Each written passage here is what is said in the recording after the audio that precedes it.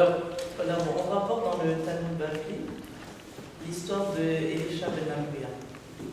C'était qui? C'était un grand Tanaï, un Talmid Chacham. Et c'est-à-dire un jour, il a vu un père demander à son fils de lui rapporter les œufs et de renvoyer la mère. C'est une très grande mitzvah dans la Torah de renvoyer la mère pour prendre les œufs dans un nid. C'est une mitzvah qui rallonge la vie. Et la mitzvah de Kibud Av aussi, c'est une mitzvah qui rallonge la vie. Alors, il a les pigeons, les œufs de pigeons. Donc il a vu l'enfant monter sur une échelle pour prendre les œufs et il est tombé de l'arbre et il est mort. Donc Elisha ben Avuya, il n'a pas compris ce qui s'était passé parce que c'est justement les deux mitzvot qui rallongent la vie. Et il n'a pas cherché plus à comprendre et il a laissé tomber la Torah et les mitzvot. Et il a vraiment laissé tout tomber et il a fait des très grandes avérotes. Et tellement que quand quelqu'un voulait parler de lui, il ne disait pas son nom, il appelait l'autre. Pour ne pas dire son nom. Tout le monde l'appelait l'autre. Pour ne pas dire son nom parce qu'il a vraiment blasphémé, il a vraiment laissé toute la Torah et au contraire il a dit qu'il a blasphémé. Donc un jour il marchait sur son cheval, il était sur son cheval et il avait un élève qui était très fidèle à lui. Et cet élève, il voulait toujours continuer à écouter la Torah. Même qu'il avait laissé tomber, il connaissait quand même beaucoup de Torah. Et pour lui, alors il disait encore des mots de Torah. Et donc lui, comme c'était Shabbat, lui il allait à pied et l'autre il allait, Elisha, il allait sur son cheval. Et arrivé à un certain moment, il lui a dit, écoute, comme c'est Shabbat maintenant, tu ne peux pas dépasser cette limite parce que tu vas transgresser Shabbat, parce qu'il y a une limite où on ne peut pas dépasser Shabbat. On sort du tronc de Shabbat. Donc il lui a dit, moi je continue, toi tu retournes. Alors l'élève lui a dit, Elisha, retourne toi aussi. Ça veut dire retourne Betchouva, reviens à Dieu. Alors il a dit, je ne peux pas parce que j'ai entendu une voix du ciel qui a dit, revenez mes enfants, revenez tous à la Torah, sauf Elisha ben Avuya. Alors je ne peux pas revenir. Sauf lui. Tous revenaient sauf lui. Alors lui, Elisha, il a dit je ne peux pas revenir parce que j'ai entendu cette voix, une bat-kol, qui disait revenez tous sauf Elisha. Donc je ne peux pas revenir. J'aurais voulu mais je ne peux pas. Alors on pose la question, comment c'est possible qu'il y a dans la Torah que tout le monde peut revenir de Tchouva. Même celui qui a fait les pires choses, il peut, tout le monde, la Tchouva elle est pour tout le monde. Comment ça se peut qu'il y a un juif qui ne peut pas revenir de Tchouva? On va apprendre maintenant qu'en vérité, c'est pas ce que la bat-kol elle a dit. C'est lui qui a entendu ça. Dans le Talmud Bavli, c'est écrit, dans le Talmud Yerushalmi, c'est écrit cette phrase.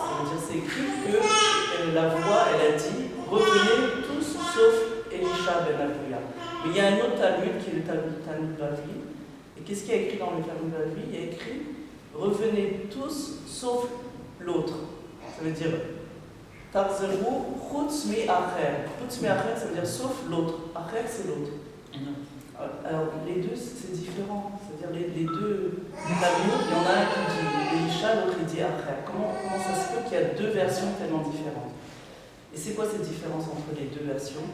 Alors la différence entre les deux, c'est l'histoire tragique de Elisha ben Avuya, mais c'est pas seulement son histoire à lui, c'est l'histoire de beaucoup de juifs en Israël qui se sentent tellement loin de Dieu qui n'ont même pas la possibilité de penser qu'ils peuvent revenir à la Tchouva. Ils se sentent tellement loin, ils se sentent tellement rejetés, tellement en dehors qu'ils n'ont pas la possibilité de revenir. Et en vérité, qu'est-ce qu'elle a dit cette bat-kol? Elle n'a pas dit Chutz mi Elisha, elle a dit à part Chutz mi Acher. Qu'est-ce que ça veut dire? Ça veut dire, elle lui a dit en vérité, Elisha, t'es mon fils. Dieu il lui a dit, tu es mon fils. Je t'aime comme un père il aime son fils. Ça veut dire, c'est quoi l'amour d'un père? pour son fils, c'est un amour qui est l'amour de l'essence. Ça veut dire qu'il y a un amour qui ne dépend absolument de rien. Il n'y a aucune condition que le fils, c'est-à-dire le père n'attend aucune condition de son fils pour l'aimer. Donc Dieu, il lui a dit, je t'aime comme le fils, d'un amour qui ne dépend absolument de rien. Quoi que tu aies fait, quoi que tu aies dit, quoi que tu aies fait, ça ne change rien l'amour que j'ai pour toi. Seulement, ce que je voudrais que tu fasses, c'est que tu mettes de côté cet autre qui est en toi et qui te fait croire un instant que je t'ai repoussé ou que tu fais plus partie de l'Israël ou que tu fais plus partie de la Torah d'Israël. C'est cet autre que je veux que tu mettes de côté. Et lui, il a compris, Chutz Me'acher, ça veut dire pourquoi il a compris ça, pourquoi il a même entendu son nom tellement. Il s'est identifié à cette image complètement fausse qu'il a pensé un instant qu'il ne faisait plus partie du Israël. Alors que c'est impossible, il n'y a aucun juif qui puisse être en dehors, puisque le juif, c'est comme un enfant. Un enfant, pour son père, c'est le père à l'extérieur. C'est-à-dire c'est la même chose que le père à l'extérieur. C'est les autres aussi qui l'ont appelé l'autre. Oui, oui, mais c'est pour ça que. Il s'est pris aussi pour. Mais il a entendu son nom. Alors que la voix, elle a dit. C'est vrai que ça aurait pu être. Ça aurait pu être ça, mais en vérité, c'était pas ça du tout. La voix, elle n'a pas dit son nom, elle a dit l'autre. Chutz Me'acher.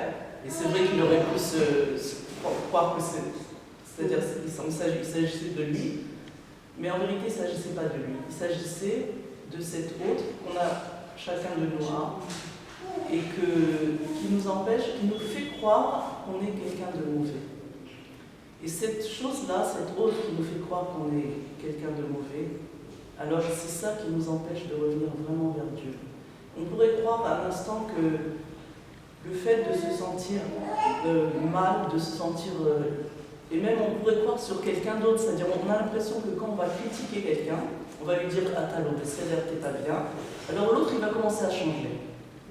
Et c'est tout le contraire. Plus une personne elle se sent bien, et plus il sort d'elle-même du bien. C'est-à-dire quand on dit à une personne « Tu es une bonne personne », on croit qu'elle va pas faire d'efforts maintenant, elle va s'arrêter là, elle va dire bon bah si je suis bien, alors j'arrête tout l'effort. Et c'est ça l'erreur, c'est ça qui nous fait qu'on ne dit pas aux gens qui sont bien, ni aux enfants, parce qu'on veut les bousculer, on veut leur dire écoute, allez, ou bien le mari aussi, on lui dit allez, t'es pas, c'est-à-dire pourquoi t'as pas fait ça, pourquoi t'as pas. On a l'impression que comme ça, il va avancer un peu plus. Et c'est tout le contraire. Quand on est la seule raison pour laquelle on fait des fautes, la seule raison pour laquelle on fait des avérotes, c'est parce qu'on croit qu'on est mauvais. La culpabilité, c'est elle qui fait faire des choses mauvaises. Quand on se sent bien, il sort de nous que des bonnes choses. Quand on se sent mal avec nous-mêmes, on ne se sent pas quelqu'un de bien, il ne sort que des mauvaises choses de nous. Avec l'énergie, on sort complètement. Non, ça veut dire que les énergies mauvaises, ils sortent quand on se sent mal avec nous. Et nous, on croit que c'est le contraire. Alors, on croit que c'est bien, il y a des cours comme ça, on dit aux gens, vous êtes des fauteurs, vous êtes, tu vois, et qui leur fait comprendre qu'ils sont des gens mauvais. Et ils pensent comme ça, qu'ils vont dire, bon, allez, il faut se reprendre, il faut qu'on soit bien maintenant, alors on va commencer à faire tout la méthode. Mais c'est pas comme ça. C'est justement en disant à un juif qu'il est bien, qu'il ne peut être séparé de Dieu, que quoi qu'il fasse, tout ce qu'il peut faire de mal, c'est extérieur à lui, parce que tout le mal qu'il veut faire, c'est quelque chose qui est extérieur, donc ça ne fait pas partie de lui. C'est seulement comme ça que la personne, elle peut se rapprocher. Mais quand il fait une faute, on doit lui dire. Non, mais pas lui dire qu'il est mauvais. D'accord. Lui dire tu es bon, c'est vrai que ta faute est là, mais cette faute-là, elle est extérieure à toi, et tu l'as faite parce que tu ne sais pas encore à quel point tu es bon. Tu n'aurais pas dû le différencier là, tu l'as fait. Exactement. Ça n'aurait pas dû arriver, tu n'aurais pas dû le faire. Hein? Ça n'aurait pas dû arriver. Zélomatim, ça te ressemble pas. Ça te ressemble pas. Quand on dit à un enfant ça te ressemble pas, c'est là qu'il veut faire la bonne chose. Quand on me dit ah bah ça c'est tout toi, ça c'est vraiment toi. Alors bon, alors, si c'est moi, alors je continue à faire des choses mauvaises si c'est moi. Donc Dieu il dit que chacun de nous appartient à Dieu, mais c'est l'autre c'est l'autre qu'il faut mettre de côté. L'autre qui est en nous et qui nous fait croire qu'on est mauvais.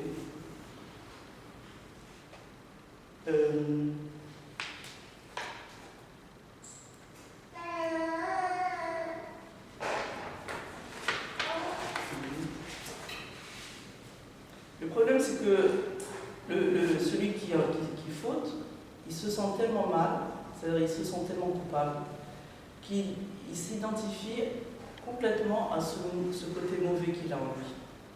C'est-à-dire, quelqu'un qui faute, le problème de la faute, c'est pas tant la faute que la culpabilité qui vient après.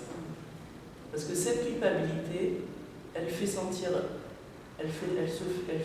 nous sentir mauvais et continuer encore une fois, continuer le mal, c'est-à-dire continuer les fautes. Donc la culpabilité, c'est quelque chose qui n'a aucune place chez nous. Il faut complètement la bannir. Mais quand on fait une faute, il faut quand même regretter et pas se sentir coupable. Ah, d'accord. Regretter dans le sens, ça ne me ressemble pas. D'accord. Pas dans le sens, je suis pas bien, je suis pas possédaire. J'ai fauté, ça veut dire que je suis mauvais. Parce que c'est ça qui nous fait fauter. Le problème, c'est qu'on s'identifie à la faute. Et la faute, elle nous fait croire qu'on est mauvais. Donc il faut faire une séparation entre, comme elle a dit Sonia, entre moi et le comportement. Parce que ce qu'il y a, c'est qu'il n'y a aucun dévoilement de mon être, ça veut dire ni une parole, ni un acte, ça dépend. C'est-à-dire ma valeur ne dépend d'aucun comportement. Pourquoi? Parce que le comportement, c'est un habit de l'âme, c'est pas l'âme, c'est un habit de l'âme et c'est donc extérieur à l'âme. Le comportement, c'est extérieur à la personne. Donc on ne peut pas juger quelqu'un par rapport à son comportement. On aurait tendance. S'il se comporte bien, on dit cette personne est bien. Eh bien non, c'est justement ça qu'il faut dissocier. Parce que si il se comporte mal, qu'est-ce qu'on pourrait dire sur la personne? Qu'elle est mauvaise? Non, elle ne change jamais. Excusez-moi, vous dites que les comportements, c'est la vie de l'âme. Ouais, les comportements, c'est un des trois habits de l'âme, c'est la pensée, la parole et l'action. C'est des habits de l'âme, mais ce n'est pas l'âme elle-même, c'est pas l'être. C'est pas l'être lui-même. Alors l'être, il se dévoile comment? C'est le comportement, c'est le reflet de l'être. Eh bien, pas toujours, non. Ça voudrait dire que le comportement, il est souvent pas le reflet de l'être. C'est-à-dire que le comportement, il dépend de choses anciennes, c'est-à-dire de problèmes anciens. On va parler de ça aussi. La pensée et l'action. La parole, la pensée et l'action sont les trois vêtements de l'âme. Mais c'est extérieur à l'âme, c'est pas l'âme elle-même. Maintenant, si on voit un enfant qui grandit même dans une famille qu'il a aimée, qui l'a entouré, qui l'a complimenté, même dans une famille comme ça, l'enfant, il va grandir toujours avec le sentiment qu'il doit toujours justifier son existence. Pourquoi il ressent ça? Parce que tant qu'on considère une personne, un enfant, d'après ce qui sort d'elle, ses dévoilements, ça veut dire son comportement, ou ce qu'il fait ou ce qu'il ne fait pas, même si c'est des choses bien, même si l'enfant il sent qu'il est bien jugé parce qu'il se comporte bien, mais là, le jugement il est d'après ce qu'il fait, d'après son comportement, alors il va pas se sentir vraiment lui-même. C'est-à-dire, tant que ça dépend de quelque chose d'extérieur, sa valeur, il va sentir qu'elle dépend de quelque chose d'extérieur, il ne va pas être tranquille.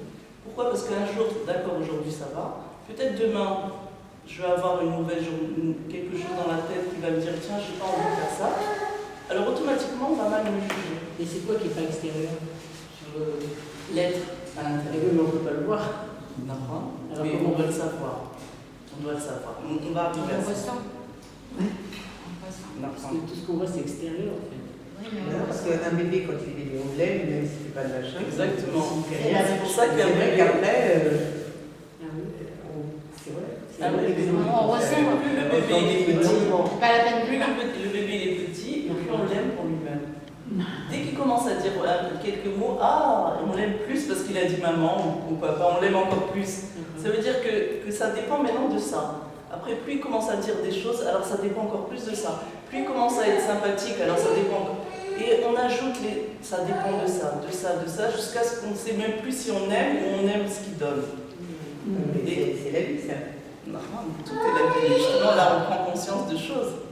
C'est vrai que le normal, c'est de rester comme on était tout le temps, mais maintenant, on rentre dans une autre étape. On rentre dans le là.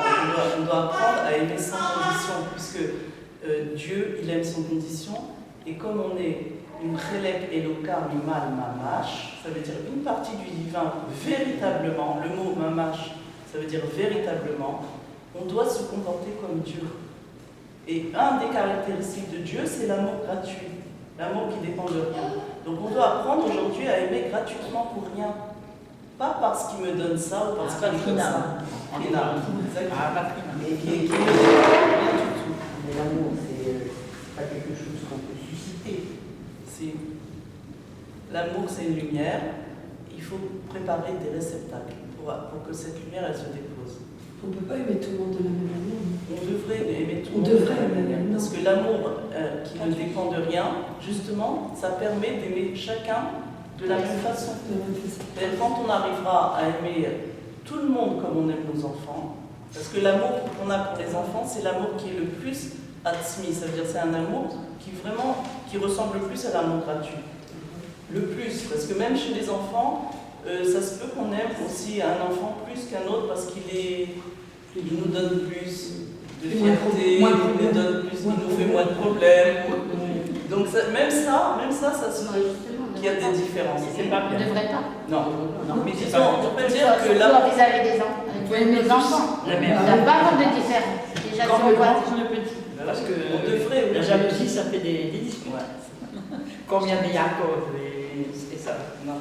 Parce qu'ils ont fait la différence, les disputes, voilà. Ouais. Ils sont devenus des amants. Et ça. Mais disons que ce qu'il faudrait, c'est que chacun de nous sente qu'il a une valeur qui est indépendante du comportement.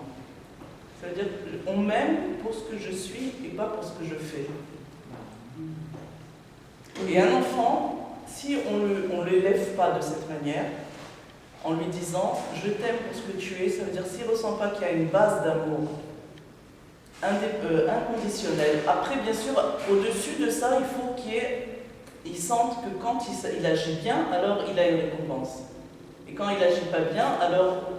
Mais avant ça, il faut qu'il y ait une base en bas d'amour inconditionnel. Que l'enfant il sente que quoi qu'il fasse, quoi qu'il dise, de quelle façon il agit, il va toujours être aimé. Et sur ça, après, on construit l'éducation. Il faut qu'il y ait cette base-là. Même s'il est très méchant, un bébé, un enfant par exemple. Non, il faut qu'il ressente ça. Il faut qu'on lui fasse sentir que l'amour qu'on a pour lui, il est indépendant de Quoi qu'il fasse. Quoi qu'il fasse. Après, bien sûr, on doit lui dire c'est pas bien ce que tu as fait, ça c'est bien, ça c'est pas bien. Oui. Il faut qu'il sache la différence entre le bien et le mal, parce qu'il n'a pas le discernement. Un enfant, il n'a pas le discernement de savoir qu'est-ce qui est bien, qu'est-ce qui est mal. Donc on doit lui dire. Mais il faut qu'il sente au fond de lui une petite voix qui lui dit quoi que tu fasses, tu vas toujours être aimé. Et ça, c'est important pour son équilibre de sentir ça. Donc, il ne pourra jamais sentir ça, même s'il réussit dans la vie, même s'il est le meilleur élève de la classe, il ne pourra jamais ressentir un apaisement et le sentir bien avec lui-même si on l'élève dans l'amour qui dépend de ça. C'est-à-dire qu'il se sent qu'il est aimé parce qu'il a réussi. Ou il se sent qu'il est aimé parce que quoi que ce soit. Donc c'est quelque chose qui va le fatiguer énormément et il enlève la joie. Et à chacun de nous. Pourtant, quand le Admor Azaken il a dit que chaque juif c'est Chelek Elokar Iman Mamash, il a bien insisté sur le mot Mamash parce que c'est le Admor Azaken, celui qui a écrit le Tanya, qui a rajouté ce mot-là. Aujourd'hui, c'est le jour de On peut allumer aujourd'hui encore Hein? Aujourd'hui, on peut allumer encore? Oui, pourquoi pas.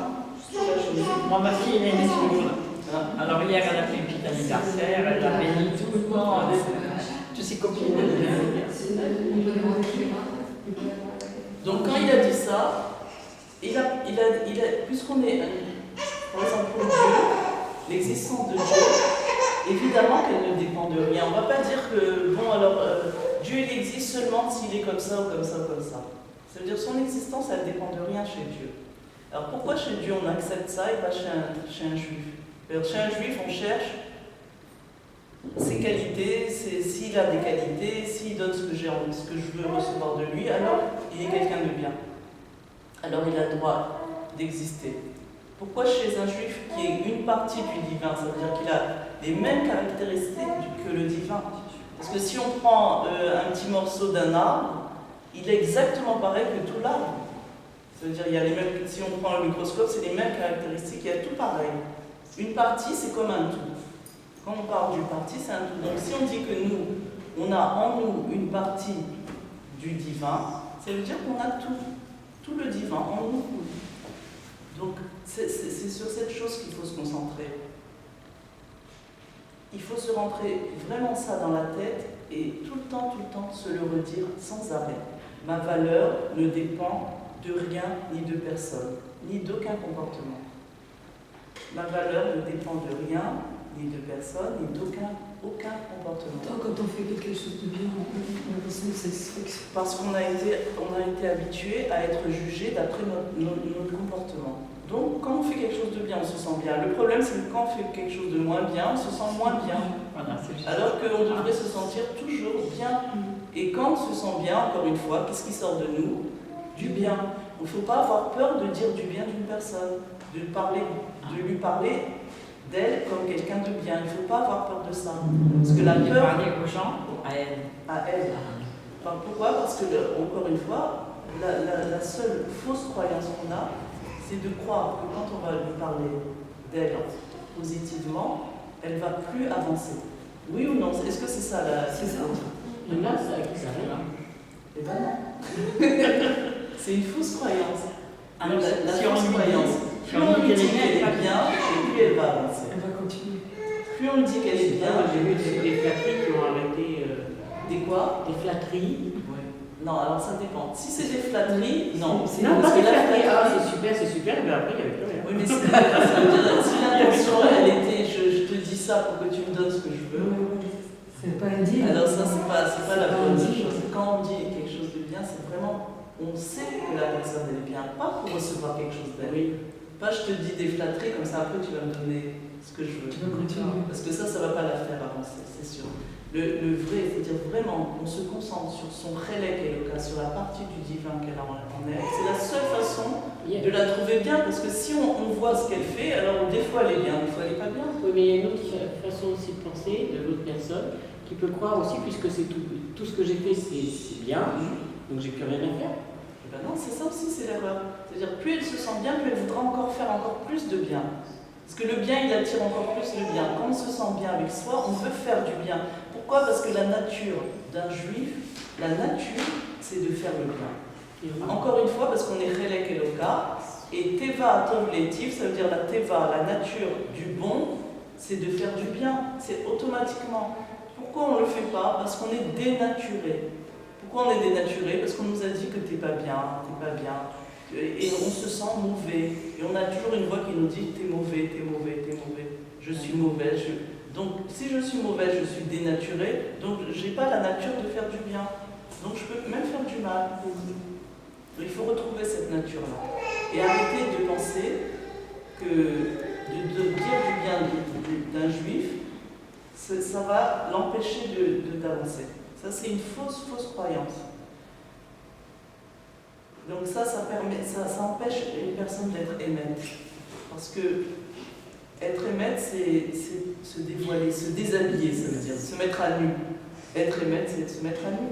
Et quand on croit qu'on n'est pas décédé, qu'on n'est pas bien, on n'a pas envie de se mettre à nu. Alors on ment. On dit on n'est pas on n'est pas authentique. On ne peut pas se permettre d'être nous. On doit toujours se mettre autour d'une muraille et on doit toujours faire attention à ce qu'on dit et à ce qu'on fait. Et on ne peut pas être naturel. Aussi, cette chose-là, elle fait qu'on a du mal à avouer qu'on s'est trompé. On a du mal à avouer parce que, encore une fois, on ne peut pas être nous-mêmes. Et si on a grandi avec cette croyance qui fait de nous notre valeur, que je dis toujours, c'est-à-dire je ne me trompe jamais, je ne fais jamais d'erreur, Alors évidemment que si c'est ça qui fait ma valeur, même si je me suis trompée, je ne pourrais jamais avouer. Parce que c'est ça qui fait ma valeur, je ne me trompe jamais. Il y a des gens comme ça, je ne me trompe jamais.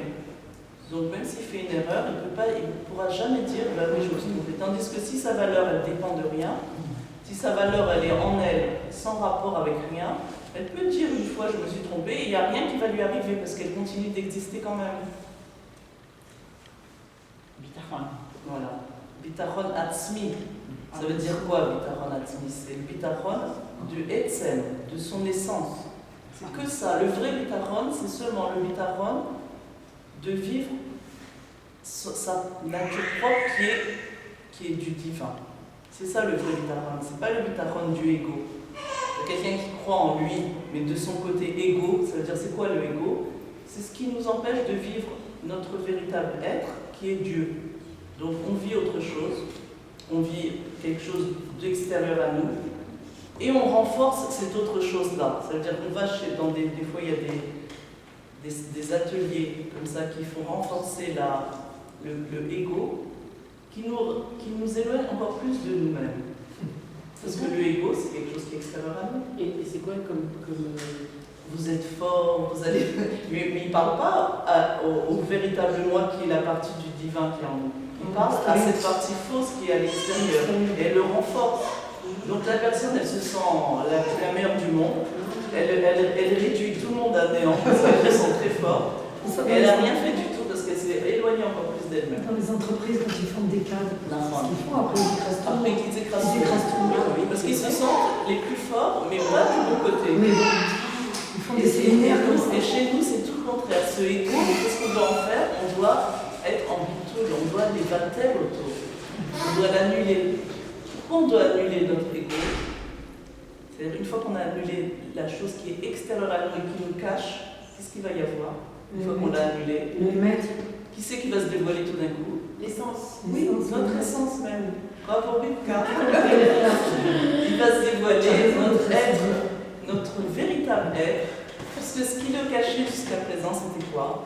C'était ce ego-là qui l'empêchait de vivre son. Donc, c'est pas. Ce ego, il faut le casser, il faut l'annuler. Parce que c'est pas lui qui est nous. Donc, on peut se permettre de l'annuler complètement et de se différencier de lui. Ça veut dire de le regarder de loin. C'est lui. Lui, c'est l'autre. Voilà. Quand on parle de l'autre, comme Dieu il a dit, à part l'autre, tu reviens, mais à part l'autre, c'est cet autre qu'il faut laisser de côté. C'est ce ego qui nous fait croire qu'on n'est pas quelqu'un de bien de par elle-même. Qu'on a besoin de prouver sa valeur, on a besoin de justifier son existence. Par exemple, si un mari il revient du travail, ou disons, un mari revient du travail, sa femme elle lui dit « j'ai une journée épouvantable ». Alors le mari, c'est pas ça qu'il entend. Qu'est-ce qu'il entend? Il entend « je ne suis pas un mari qui est capable de donner à sa femme ce qu'elle a besoin. Je ne suis pas à la hauteur. Je ne peux pas la satisfaire. » Et c'est ça qu'il entend. Pourquoi? Parce qu'il est blessé. Il est blessé parce qu'il sent qu'il n'est pas capable. Pourquoi? Parce qu'il juge sa valeur par rapport à ce qu'il est, à ce qu'il fait à l'extérieur. C'est des choses extérieures à lui-même, comme ses défauts, comme son comportement. Donc s'il se juge comme ça, il se juge comme quelqu'un de complètement dévalorisé. Dès que sa femme a dit quelque chose, en vrai, qu'est-ce qu'elle a dit, la pauvre? Elle n'a pas dit que tu n'as aucune valeur, t'es bien comme. Elle a dit que tout simplement, elle avait envie que son mari lui dise c'est pas grave, ça va maintenant, je suis avec toi. Et qu'il écoute. Mais lui, il n'a pas entendu ça du tout. Ça veut dire qu'en fait, ce qu'on entend chez l'autre, c'est pas ce qu'il dit. C'est ce que nous, on a un problème à l'intérieur, on croit qu'on n'est pas bien. C'est le seul problème qu'on a, c'est qu'on croit qu'on n'est pas bien. Et ce problème-là, il fait qu'on interprète les choses de l'autre complètement différemment. Et l'autre, elle n'a rien dit du tout. Ou bien un mari vient du travail, il est fatigué, alors il n'a pas envie de parler. Alors la femme qui a un problème, une blessure depuis l'enfance, qui dit personne ne s'intéresse à toi, cette blessure elle s'appelle comme ça, Nagui. Alors elle croit que personne ne s'intéresse à elle, Et lui, le pauvre, qu'est-ce qu'il a fait? Il est venu, c'est pas qu'il ne s'intéresse pas à elle, c'est qu'il est fatigué. Elle interprète ça d'une façon fausse, qu'en fait, il ne s'intéresse pas à elle. Et ici, ça t'intéresse pas à elle vraiment? Ça se peut pas. Non, ça se peut pas. C'est impossible. Parce que quand elle vit son être, alors si elle vit ses blessures, alors bien sûr qu'on ne s'intéresse pas à des blessures. Ça veut dire qu'elle n'est pas elle-même. Et lui, il n'est pas lui-même. Alors il faut bien qu'il y ait quelqu'un qui commence à être lui-même. Alors, c'est-à-dire interpréter les choses telles qu'elles sont de façon objective, c'est le premier travail qu'il faut faire. Ne pas interpréter les choses. Il m'a dit ça au premier degré. C'est tout. Je ne vais pas chercher maintenant. Il a dit ça parce que ça ne l'intéresse pas, parce que je ne suis pas importante à ses yeux, parce que des tonnes de raisons. Il a dit ça, c'est tout. On ne va pas chercher plus loin. On ne va pas amener le passé dans le présent, parce que tous les problèmes, c'est qu'on ne vit pas le présent. La neshama, notre âme, si on la vit, c'est quoi vivre notre neshama? C'est vivre Dieu, quoi, qui est en nous. C'est de vivre le présent. C'est le seul temps que la neshama elle connaît, c'est le présent. Elle ne connaît pas le passé, parce qu'il n'y a pas de passé. Elle ne connaît pas l'avenir non plus. Elle connaît le présent. Donc vivre le présent, c'est vivre sa neshama. Quand on vit le présent, alors c'est quoi vivre le présent? C'est que quand une personne a dit quelque chose, elle le dit, ça n'a aucun rapport avec mes blessures anciennes. Et pourquoi il y a des problèmes? C'est qu'on ramène nos blessures anciennes, on les ramène dans le présent. Et ça s'appelle l'Eriot et Avar Borvé, c'est-à-dire vivre le passé dans le présent. Avar, c'est la même chose que Avarian. Avarian, c'est quoi? C'est quelqu'un qui est méchant, qui a voilà, on devient des Avarianim quand on amène le passé dans le présent. C'est-à-dire nos blessures anciennes. Comment enlever ces blessures-là? Je vais vous dire comment on enlève les blessures. Parce que moi, quand j'étais jeune, c'était tout de suite loin. On ne peut pas avoir un point qui passe comme ça, c'est exactement. C'est ça ce qu'on nous demande de faire aujourd'hui. C'est le point de maintenant, c'est la seule chose qui existe. Hier, il y a plus, demain, il n'y a pas encore. C'est maintenant, il n'y a que maintenant. Moi, je viens de Tunis. Et quand j'étais très jeune, j'avais 7 ans, 6 ans, j'étais chez ma grand-mère. Et ma grand-mère, elle est tombée dans l'égout. Elle a laissé que les mains comme ça. Et elle était dans le centre là-bas en Tunis. Et il y avait des Arabes au café. J'ai apporté 6 Arabes, ils l'ont enlevé. Elle est restée pour prochain encore 40 ans. Alors, mais ça, je ne peux jamais oublier. J'avais 6 ans. Tu vois, tu dis de là-bas, le passé. Tu vois, c'est vrai, ça ne s'enlève pas toujours. Non. Mais ça, c'est une bonne chose. Oui, mais ça, c'est on parle des blessures anciennes. Voilà. Les blessures du passé. Les bons souvenirs, on peut les garder. Oui. Mais quand c'est des mauvais souvenirs, on peut pas les garder. Non, mais. Donc c'est ça, c'est la différence. C'est les mots, on ne parle pas des bons, on parle des bons. Voilà. C'est les mauvais souvenirs qu'il faut pas. Les bons souvenirs, non, au contraire. Ah, ça, c'est des bons? Oui. J'ai peur. J'ai eu peur, déjà, j'ai 6 ans. On parle des blessures de l'enfance, par exemple, le fait de se sentir rejeté, de se sentir, de sentir insignifiant, de se sentir pas assez aimé comme on aurait voulu être aimé, toutes ces blessures anciennes. Alors toutes ces blessures anciennes, elles font partie du passé. Le problème, c'est que le passé, on le remet toujours au présent. Dès qu'il y a une situation, c'est comme si, par exemple, si on met on avait dit ça, si on met du sel sur un bras, ça fait rien du tout. Quand est-ce que ça fait mal? C'est si on met du sel sur une blessure. C'est-à-dire, s'il n'y avait pas de blessure, la personne, elle peut dire ce qu'elle dit, on ne ressent rien du tout et c'est-à-dire on réagit d'après ce qu'elle a dit sans problème et ça se passe très bien. Le problème, c'est que ce qu'elle dit, ça nous rappelle une blessure ancienne. Et comme elle remet du sel, elle commence à crier. La colère, c'est ça. En fait, c'est du sel qu'on a mis sur une blessure et on crie de douleur. Bon, en vérité, l'autre, il n'interprète pas comme un cri de douleur, il l'interprète comme une attaque contre lui. Alors, parce que lui aussi, il a des blessures. Donc, quand on crie parce qu'on a mal, lui, il interprète et crie contre moi parce qu'il ne m'aime pas. Parce que pourquoi il interprète comme ça? Parce que lui aussi, il a des blessures qui lui font croire qu'il n'est pas aimé de personne. Donc, c'est des blessures contre lui. En fait, c'est deux égos qui sont en train de se C'est deux autres, par rapport à Elisha, là, deux autres qui sont en train de se confronter, et les deux êtres réels, ils sont à côté. Ils n'ont aucun rapport avec ça. Donc aussi, quand on arrive à vivre sa neshama, le fait de penser, le problème c'est le fait qu'il faut, pourquoi il faut faire tchouva aujourd'hui? La tchouva, ça doit être sur le fait de penser qu'on est l'autre, qu'on est cet autre. Comme Elisha, il n'a pas pu faire tchouva parce qu'il s'est toujours identifié au fait d'être l'autre. C'est vrai qu'on l'a appelé comme ça, mais lui il s'est identifié à ça vraiment. Donc en nous aussi, on a cet autre-là. Et tout le problème, tous nos problèmes, c'est qu'on s'identifie à cet autre. Ils nous embêtent tout le temps. Toujours. Alors qu'est-ce qu'il faut faire? Il faut se séparer de lui. Tu es en moi, mais tu ne fais pas partie de moi. Ça veut dire que tu n'es pas moi. Se séparer de lui et de savoir que nous, on est la neshama, c'est tout, on n'est rien d'autre. On est seulement une partie du divin, seulement. C'est tout. On est une partie du divin. Et parce qu'on est une partie du divin, on doit vivre cette chose-là. On doit vivre cette chose-là de faire partie du divin.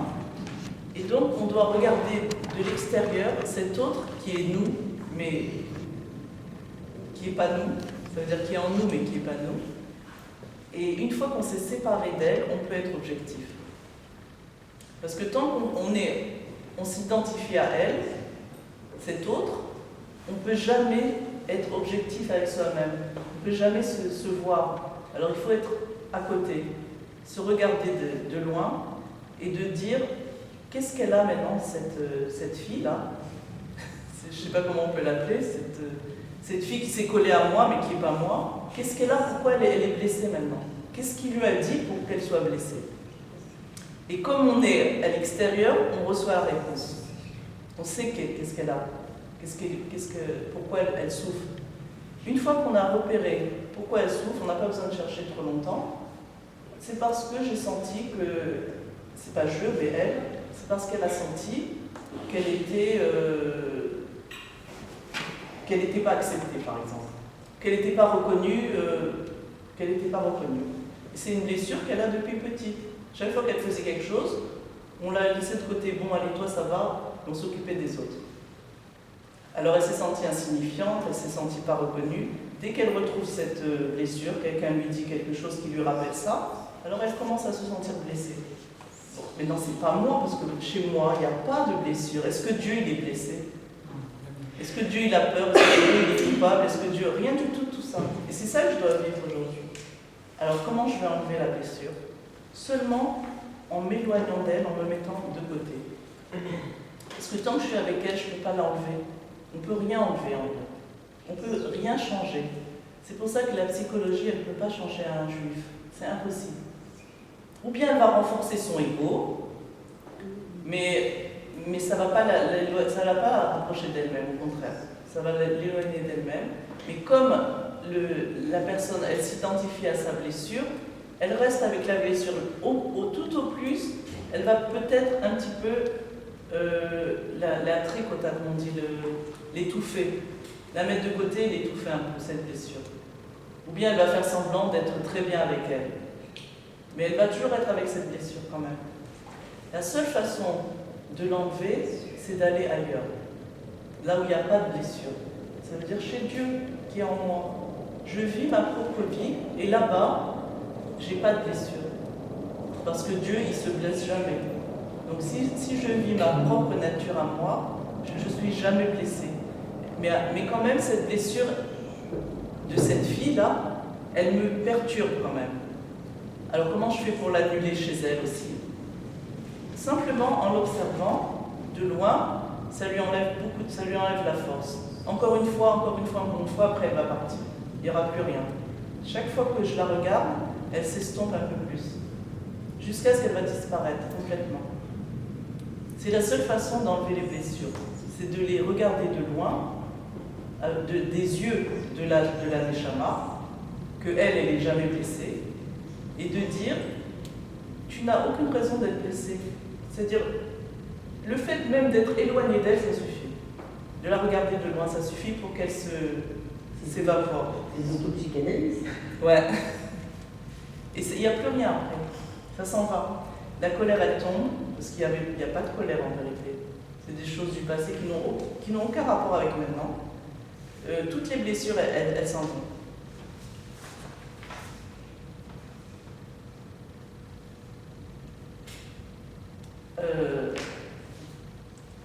Donc, on a dit que de façon naturelle, puisqu'on est, on est en fait le Ein-Sof, on est le divin, et que Dieu, il aime sans condition, de façon naturelle, si on était dans la nature de nous-mêmes, on aime un autre juif, de façon naturelle. On n'a pas besoin de faire un effort pour ça.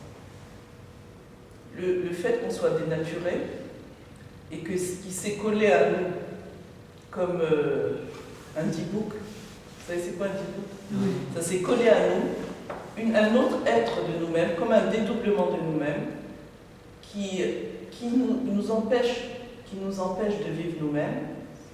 Mais ça s'appelle la clipa, c'est notre clipa, puisque ça nous cache, ça cache notre être et ça nous empêche de vivre notre vraie vie.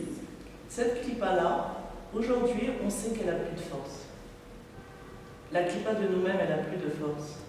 Ça veut dire normalement, il n'y a rien qui nous empêche aujourd'hui de vivre notre neshama, de vivre notre véritable vie. Il n'y a rien qui nous empêche de nous connecter à nous-mêmes, puisque cette clipa a plus de force. La seule raison pourquoi elle a encore de la force et nous empêche de vivre notre vie, c'est l'habitude de la peur, l'habitude de croire que elle, l'autre, c'est nous. Cet autre-là, on croit que c'est nous. On fait de la métaphore. Oui. En fait, on a un définissable, c'est ça? On est lui, on est Dieu. On On est croit tout, on est rien, on est tout. C'est-à-dire, celui qui n'est pas, c'est l'autre. Rien. Est-ce que Dieu, il a des principes? Est-ce que Dieu, il a des habitudes? Il est lui, c'est tout. Et comme il est lui, comme on a dit le soleil, il n'a rien besoin de faire pour réchauffer ou pour éclairer. Il est lui et ça suffit. Quand on vit notre être, automatiquement, on fait du bien parce que ça sort de nous. Parce que le fait de chauffer, de réchauffer et d'éclairer, ça nous fait du bien. Ça fait du bien aux autres. Le soleil, il nous fait du bien, mais il ne fait rien pour ça. Il est là seulement, le fait de son être, ça nous chauffe. Donc, on peut chauffer le cœur des autres en étant nous-mêmes. On n'a rien besoin de faire pour ça. On est nous-mêmes, on le fait.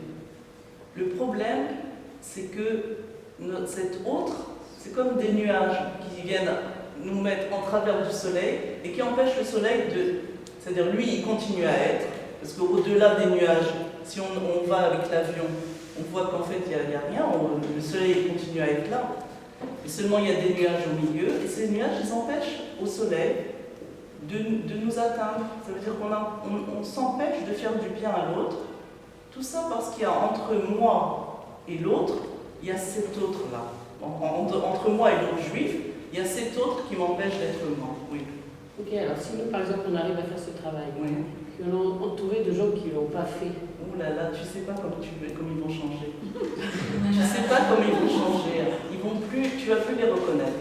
Si toi tu arrives à être toi-même, tout ton entourage, tout ton monde à toi, il va changer. Mais comment c'est possible? Hein? Parce que ça va répondre, c'est pas les autres, mais Tu c'est vas moi. le savoir quand Mais les ça, gens il y a viennent te un- dire mais qu'est-ce qui se passe? Ils vont se rapprocher de toi comme des aimants. Ah Non, mais ça, c'est pas tout à En fait, c'est Dieu. Être nous-mêmes, c'est Dieu. Non, c'est être Dieu. Parce que dans nous, le vrai nous, c'est Dieu. Le faux nous, c'est celle qui est blessée, c'est celle qui a peur, c'est Ouais, celle c'est qui est pas en voix, ça. c'est celle qui a... Hein? Parce que pas que ça fait manger. Non, c'est tout le contraire, tout le contraire.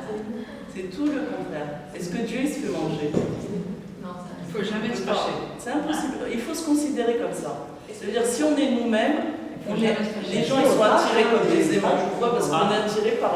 Parce que comme il n'y a rien qui empêche la bonté, c'est-à-dire ce massacre-là, ce voile qu'il y avait entre moi et l'autre juif, il est parti parce que je l'ai annulé. En fait, je ne l'ai pas annulé, il n'existe plus, je lui ai juste plus donné de la force.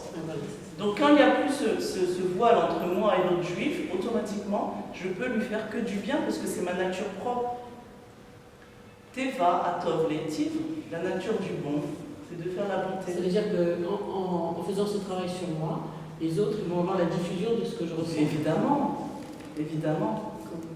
Donc, Alors eux aussi vont faire le travail. Mais eux, tu vas les libérer. Non, t'es pédagogue. Bien sûr, c'est médavec. C'est évident que tu vas les libérer tout de suite. Et c'est pas dur du tout. C'est seulement une prise de conscience. Il n'y a pas à changer parce que l'autre, il l'est pas. C'est pas que tu dois l'habituer à ne plus être blessé, parce que ça c'est très dur ça, de s'habituer à ne plus être blessé, à ne plus être en colère. Donc tu peux passer toute ta vie comme ça, tu peux rien, tu peux changer peut-être un petit peu. C'est dur. Non, tu te dis l'autre, c'est pas moi. Quand tu dis l'autre, c'est pas moi, il s'en va, l'autre. Parce que l'autre, il continue à être seulement parce que tu t'identifies à lui. Et tu lui donnes la force de ta doucha, tu lui donnes à la clipa la force de continuer d'être. Ouais. Est-ce qu'on a besoin de passer par l'expression pour identifier l'autre et s'en séparer? Ouais. Ça veut dire quoi l'expression? Ça veut dire d'en parler avec quelqu'un, des principes, des fausses croyances, des choses, des fausses idées, des fausses Il faut pas principes tellement... on a grandi depuis petit, on se dit si je change ça. Non, tu ne peux pas les changer ça. Il faut que tu te sépares de ça parce que c'est pas toi. Mais pour se séparer, on a besoin d'identifier. Oui, alors pour l'identifier, c'est important de C'est séparer à soi-même. Mais en vérité, si tu es séparé, donc tu deviens objectif. Parce que tant que tu es là-bas avec lui, tu ne peux pas voir. Mais quand tu es séparé de lui, tu peux facilement te rendre compte de tout ce qui se passe parce que tout d'un coup, tu te retrouves sans lui, sans elle. Et donc tu commences à être éclairé et objectif parce que tu deviens ta neshama. Et donc tu commences à voir tout ce qui ne va pas chez elle. Et tu sais que ce n'est pas toi. Donc tu la vois de loin, tu vois, elle est blessée. Tu peux même savoir pourquoi, mais ce n'est pas important. Pourquoi, qu'est-ce qu'il y a eu dans l'enfance que... C'est pas important parce que tu sais que ça vient de l'enfance de toute façon. Mais tu sais, tu dois repérer juste qu'est-ce qu'elle ressent. Qu'est-ce qu'elle ressent. Attention, il ne faut pas dire je. Non, qu'est-ce qu'elle ressent? Pourquoi elle a... Non, c'est pas moi. Moi, je suis la neshama. Il ne faut pas oublier. Qu'est-ce qu'elle ressent, cette autre qui est mon double, mais dans... Elle croit qu'elle existe encore. Pourquoi elle croit qu'elle existe encore? Elle croit qu'elle existe encore parce que moi, qui suis la neshama, je crois que elle, c'est moi. On est en train de plein de trucs de schizophrénie là. Je crois que elle, c'est moi. Parce qu'on a deux âmes. On a deux âmes, donc ça fait un peu de bille-boule. Comment ça, deux âmes? Une âme animale et une âme divine.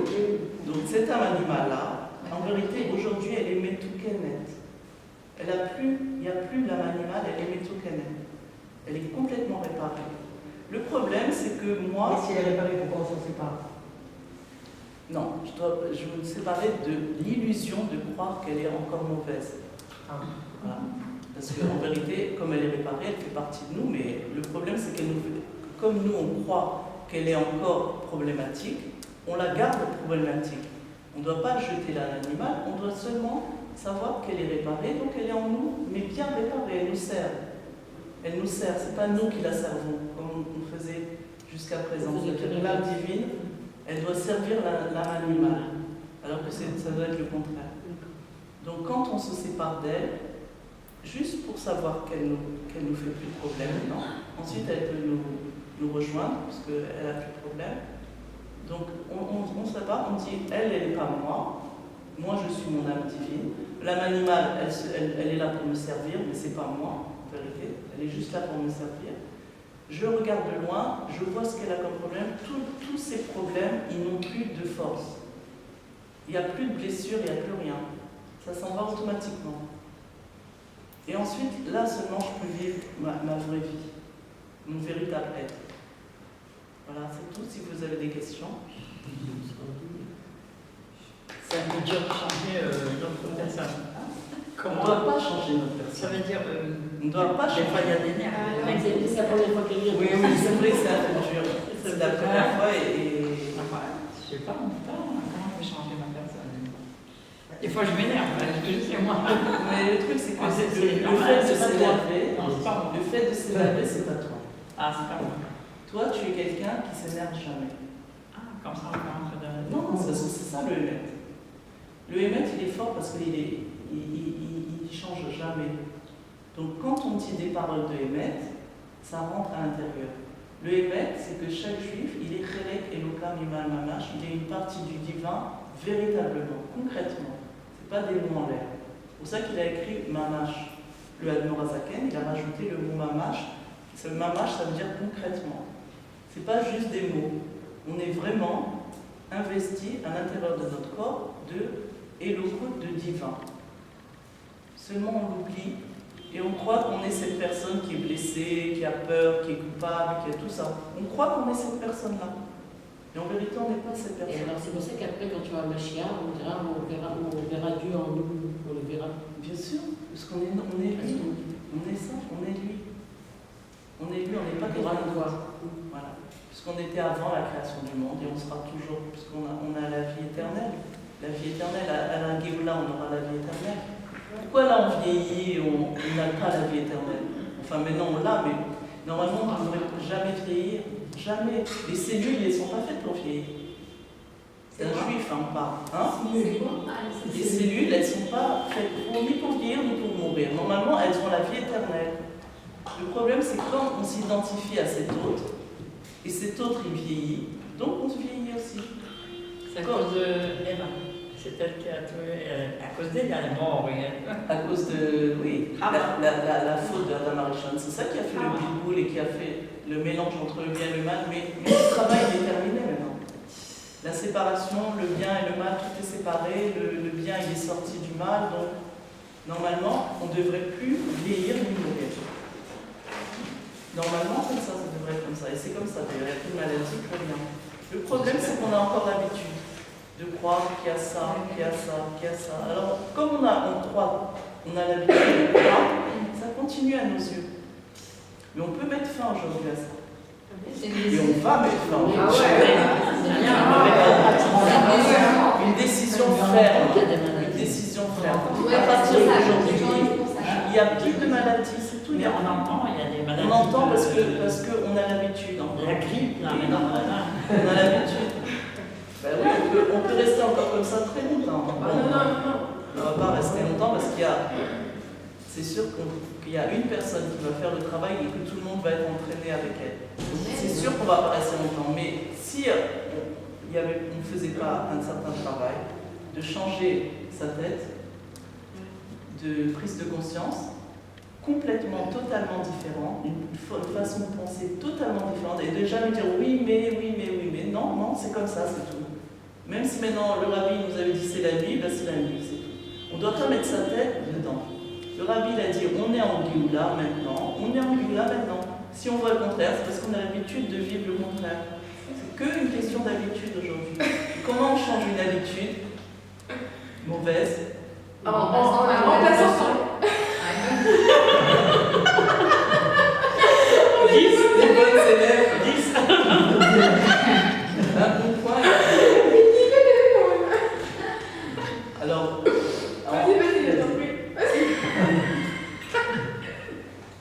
Vas-y, bah dites-le. en remplaçant par une bonne habitude, non? C'est ça, en remplaçant par une bonne habitude. Et donc, c'est quoi une bonne habitude? C'est de commencer à vivre notre Neshama. De savoir qu'on a des forces illimitées. De savoir qu'on est illimité. De savoir qu'on est bon. On est bien. On a une bonté qui dépend de rien. On est capable d'aimer sans condition. Tout ce que Dieu il fait, on est capable de le faire. D'accord? On a tout. On a la richesse illimitée. On a vu la semaine dernière. On a lu dans le texte, non? On a lu dans le texte que le rabbi dit que chaque juif il a une richesse illimitée et que c'est pas parce qu'il ne le voit pas qu'il n'a pas phase les chaleurs, il a dit, mais seulement parce qu'il doit faire un travail. C'est quoi ce travail? C'est celui-là. Le travail pour dévoiler cette chose-là. Mais on a tous une richesse illimitée. Il faut plus faire du souci pour la parnassa, plus faire du souci pour la santé, ni pour les enfants, ni pour Eretz Israël. C'est évident que ça va toujours rester chez nous. Et que les Arabes, bientôt, ils vont nous dire c'est à vous, prenez tout ce que vous voulez, parce que tout est à vous. Donc il ne faut plus avoir peur de rien. Et voilà, et c'est comme ça qu'on va recevoir Mashiach. Amen. Alors c'est ça pour recevoir Mashiach, ces cours de Torah. Pose le zibouk Rivka bat Léa, Refoua Shema Yonatan Shmuel ben Sandra, Arinissim ben Hana, L'éloigné Shema de Joséphine bat Rava, Hana bat Sarah, Denise bat Rachel, Refoua Shelema les Kol Choulé Amo Israël, et que Dieu donne un véritable bonheur à tout le peuple juif dans la matérialité et dans la spiritualité. Amen.